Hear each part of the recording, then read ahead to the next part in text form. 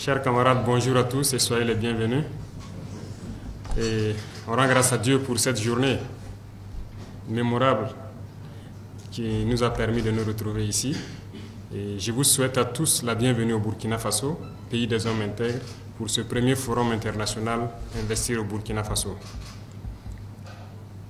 Je remercie tous ceux qui ont pris la peine de se déplacer, de venir au Burkina Faso, malgré tout ce qui a pu être dit sur le Burkina, notamment ces presses occidentales qui passent le temps à faire comprendre que le Burkina Faso est un pays invivable, impraticable. Et malgré cela, vous avez décidé de venir participer à ce forum. Moi, je tenais à vous dire particulièrement merci, merci du fond du cœur. Merci à tous.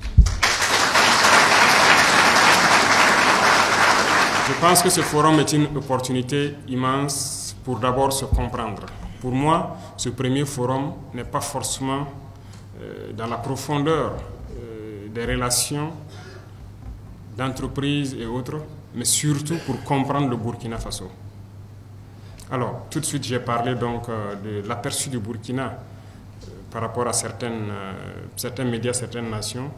Mais le plus important, c'est de comprendre la révolution du Burkina Faso.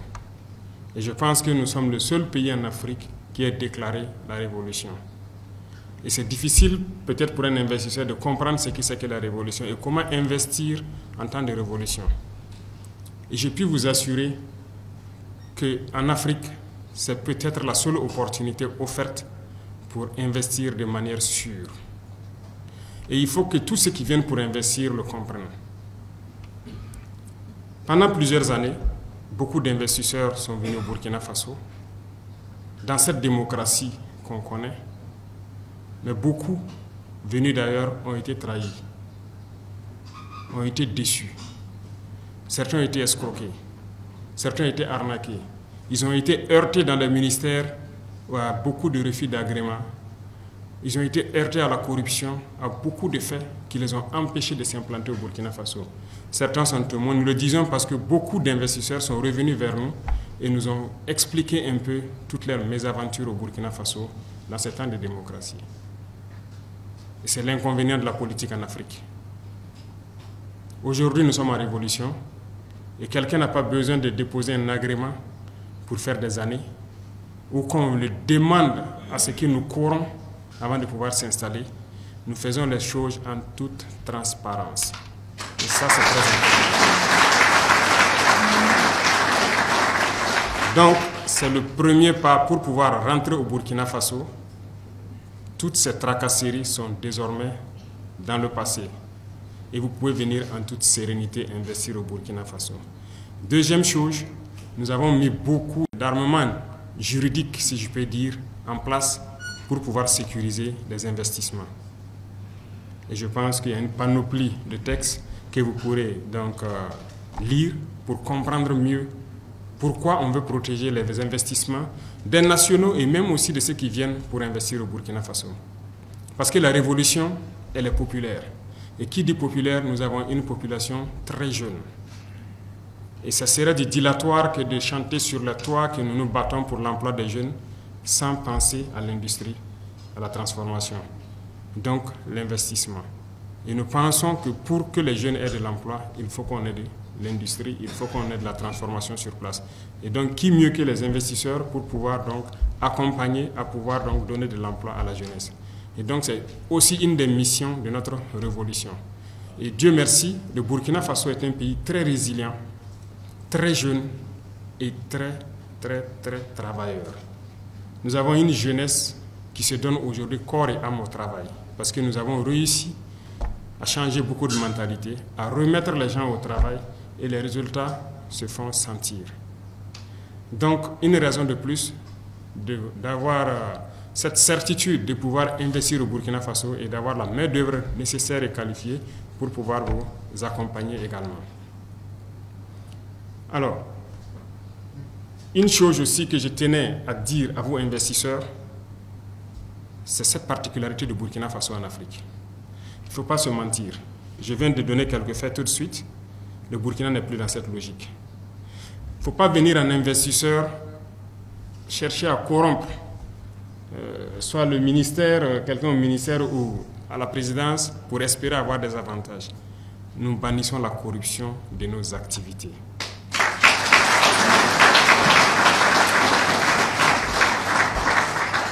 Il ne faut pas venir en investisseur et croire que le Burkina Faso est comme tous les autres pays en Afrique aussi. C'est malheureusement le cas, ça continue. Les gens plaident l'investissement, mais à cause de la corruption, ça devient de l'esclavage. Nous ne sommes pas dans un modèle d'investissement en exposant notre jeunesse à l'esclavage, à l'exploitation.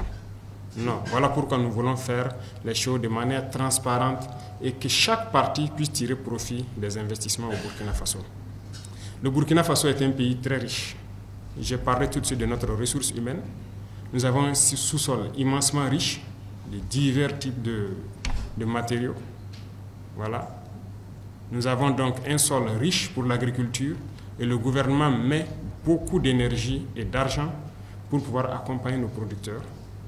Et nous avons donc beaucoup d'autres atouts d'intégrité, de valeur qui peuvent être exploités dans le domaine de l'investissement. Alors, je vous invite tous à faire donc ce spectre de possibilités, à épulcher cela et comprendre qu'il y a beaucoup d'opportunités au Burkina Faso. Et nous sommes là pour accompagner de manière durable, dans le respect mutuel, les investissements au Burkina Faso. Nous voulons transformer nos matières premières sur place. Donc nous avons besoin d'industrie. Et quand on parle de matières premières, ce sont les matières du sous-sol. Nous voulons que le calcaire que nous avons soit transformé en clinker au Burkina Faso et transformé en ciment. Nous voulons que notre phosphate soit transformé sur place en engrais. Nous voulons que nos dolomites soient transformés en chaux sur place. Nous voulons que notre manganèse soit transformé sur place, que notre cuivre puisse être transformé sur place, ainsi de suite. Nous avons une grande potentialité en termes de minéraux, mais nous souhaitons l'exploiter et le transformer sur place au profit donc de la jeunesse burkinabé et de l'investisseur qui va venir. Nos matières agricoles, nous avons besoin de transformer beaucoup sur place. Comme je l'ai dit, l'État subventionne beaucoup l'agriculture. Et quoi de plus normal? Le Burkina Faso est un grand pôle où nous pouvons mettre beaucoup d'industries pour produire tout ce que nous avons besoin et ravitailler le reste du monde. Parce que nous avons une jeunesse qui travaille. Et ils ont besoin juste d'un coup de pouce pour pouvoir y aller. Donc c'est une opportunité ouverte pour pouvoir donc s'employer. Et l'État est ouvert à participer avec vous pour vous rassurer que votre investissement est garanti. Et ça, c'est une donnée très importante. L'énergie, qui est un défi majeur, il y a beaucoup d'investisseurs dans le domaine de l'énergie. Et nous avons dit donc au ministère de l'Énergie d'ouvrir pour tous ceux qui veulent venir installer des centrales thermiques au Burkina Faso, produire et traiter avec la Sonabel. Ils sont les bienvenus dans les règles de l'art et je pense qu'il n'y a aucun problème à cela, puisque toutes les industries auront forcément besoin d'énergie. Donc, pour ceux qui viennent pour les industries et ceux qui viennent pour l'énergie, je pense qu'il y a une corrélation nette qui peut se faire. En plus de tout cela, je voudrais aussi engager, vous les opérateurs économiques burkinabés, la Chambre de commerce. Alors, dans le passé, il y a eu plusieurs fois des opérateurs économiques qui ont arnaqué des gens venus d'ailleurs, qui ont escroqué, qui ont trompé. Et je veux que vous mettiez au-dessus de toutes les valeurs d'intégrité du Burkinabé. Ce sont des choses qu'on ne va pas tolérer et qu'on va réprimer avec la dernière énergie si nous apprenons que quelqu'un venu d'extérieur pour investir au Burkina Faso a été trahi par un Burkinabé. Donc,